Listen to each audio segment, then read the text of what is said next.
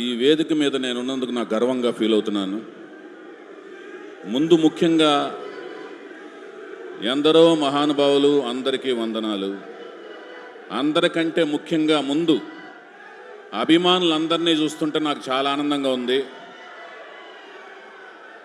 మీలో ఈ ఎనర్జీ మీకు మెగాస్టార్ చిరంజీవి గారు, పవర్ స్టార్ పవన్ కళ్యాణ్ గారు ఇచ్చారు. ఆ ఎనర్జీనే నాకు లెజెండరీ నందమూరి తారక రామారావు గారు నాకు ఇచ్చారు.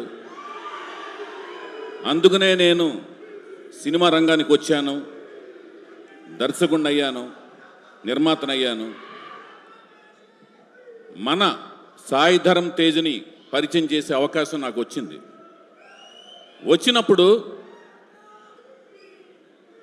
సాయి ధరమ్ తేజ్ని ఒకటే అడిగాను, నువ్వెందుకు నటుడు అవ్వాలనుకుంటున్నావు అని అడిగాను.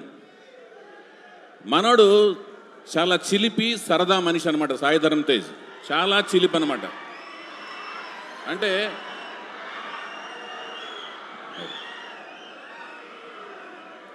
రౌడీ అల్లుడు సినిమాలో చిరంజీవి గారు 2 షేడ్స్ ఎలా ఉంటాయో చిరంజీవి గారి పాత్రలో, ఆ షేడ్స్ 2 సాయి ధరమ్ తేజ్లో ఉంటాయి. చిలిపితనం ఉంటుంది, వినయం ఉంటుంది. సాయి ధరమ్ తేజ్ని నేను అడిగాను, నువ్వు హీరో ఎందుకు అవ్వాలనుకుంటున్నావు అంటే, నేను డాక్టర్ అవ్వాలనుకున్నాను, లాయర్ అవ్వాలనుకున్నాను, అలాగే ఇంజనీర్ అవ్వాలనుకున్నాను. కానీ ఇవన్నీ ఒక జీవితంలో అవ్వలేను కాబట్టి ఇవన్నీ కలిపితే ఒక హీరో అయితే ఇవన్నీ పాత్రలు నేను ఈజీగా పోషించవచ్చు కదా అని చెప్పాడు. ఆ సమాధానం చూసి నేను షాక్ అయ్యాను. ఒక నటుడు అవ్వటానికి ఎంతో తపించాలి, ఎంతో కష్టపడాలి. ఆ కష్టాన్ని తను ఎంతో కష్టపడ్డాడు. అంటే ఇవన్నీ చదివేదానికంటే కూడా ఎక్కువ కష్టపడ్డాడు. తన బాడీని ఒక క్రమశిక్షణతో 130 kgs నుంచి 75 kgsకి మార్చుకుని, ఆహార్యాన్ని మార్చుకుని తను సృష్టించుకుని ఒక హీరోగా నాకు పరిచయం అయ్యాడు. ఆ పరిచయం చేసే అవకాశం నాకు దక్కింది. అతను ఈ 10 ఏళ్ల ఈ జర్నీ చూస్తుంటే నాకు ఎంతో ఆనందంగా ఉంది. మీలాంటి ఎంతోమంది అభిమానులు సంపాదించుకున్నందుకు చాలా ఆనందంగా, అదృష్టం కింద తను ఇంత అదృష్టవంతులైనందుకు నాకు చాలా ఆనందంగా ఉంటూ, మళ్ళీ తనతో ఒక విజయవంతమైన సినిమా తీయాలని మనస్ఫూర్తి కోరుకుంటూ మీ అందరి దగ్గర సెలవు తీసుకుంటున్నాను. Thank you so much YVS Chowdary గారు. మీది గోల్డెన్ హ్యాండ్. సూపర్గా మీరు హీరోస్ని లైక్ దేవదాస్ సినిమాతో రామ్ గారిని, అలాగే రే సినిమాతో సాయి దుర్గా తేజ్ గారిని ఇంట్రడ్యూస్ చేశారు. అయితే ఈరోజు తిరుమల కిషోర్ గారు, మన ఈవెంట్ పేరు కార్నేజ్, అంటే ఊచకోత అన్నమాట. అంటే ఊచకోత అంటే కోపం వస్తుంది కాబట్టి మీకు ఈ క్వశ్చన్స్ అడుగుతాను. దేంట్లో ఎక్కువ కోపం వస్తుందో ఒకసారి చెప్పండి. హలో, ఎక్స్క్యూజ్ మీ, నాకన్నా అందమైనటువంటి అమ్మాయిలు ఎవరైనా అటు నుంచి వస్తున్నారా? ఎందుకు అలా అటు చూస్తున్నారు? ఐశ్వర్యలక్ష్మి గారు కానీ వచ్చేసారా? ఓహో,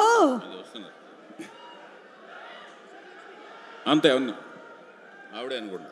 మన సినిమా హీరోయిన్ ఆర్ ఐశ్వర్యలక్ష్మి గారు. తను చేసినటువంటి ప్రతి ఒక్క సినిమాతోనూ ఒక బ్యూటిఫుల్ పర్ఫార్మర్గా పేరు సంపాదించుకున్నటువంటి ఐశ్వర్యలక్ష్మిని ఈ మూవీలో కూడా మనం ఒక డిఫరెంట్ కైండ్ ఆఫ్ క్యారెక్టర్లో చూడబోతున్నాము. ఐశ్వర్యలక్ష్మి గారు, very hearty welcome to you. Okay, so వినండి, మనము కొన్ని క్వశ్చన్స్ అడుగుదాము. దీనికి మా డైరెక్టర్ గారు సమాధానం ఏం చెప్తారు అంటే, రండి ఆ ఎమోజీస్ అటు చూపించు మన వాళ్ళకి.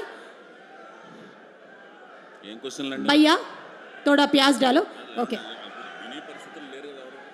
వింటారు సార్. ఏంటంటే ఇప్పుడు మనకి ఇక్కడ ఉండేటువంటి ఆడియన్స్, అలాగే ఈ కార్యక్రమాన్ని చాలామంది లైవ్లో చూస్తూ ఉన్నారు. వాళ్ళకి కూడా మరొకసారి స్వాగతం పలుకుతూ, క్వశ్చన్ ఏంటంటే, బడ్జెట్ చాలా ఎక్కువ అవుతుంది, తగ్గించండి అని ప్రొడ్యూసర్ అన్నప్పుడు కార్నేజ్ అంటే కోపం మీకు ఏ లెవెల్లో వస్తుంది? అందులోంచి మీరు ఒక కార్డు తీసుకోవచ్చు. Low, max, high, medium, no. Budget చాలా ఎక్కువ అవుతుంది అంటే నాకు కార్డు ఏది? ప్రొడ్యూసర్ కూడా నేనే కాబట్టి అది అందుకనే నాకు రాదు. నేను మిమ్మల్ని ఆ క్వశ్చన్ అడగట్లేదు. అందుకే మీకు బాగా యాక్టింగ్లో పెట్టేసుకోండి ఈ క్యారెక్టర్కి అని రికమెండేషన్ చేస్తే అప్పుడు మీకు కోపం ఏ రేంజ్లో వస్తుంది? కార్నేజ్. రికమెండేషన్ చేసిన వెంటనే నాకు తల పగిలిపోద్ది మొత్తం.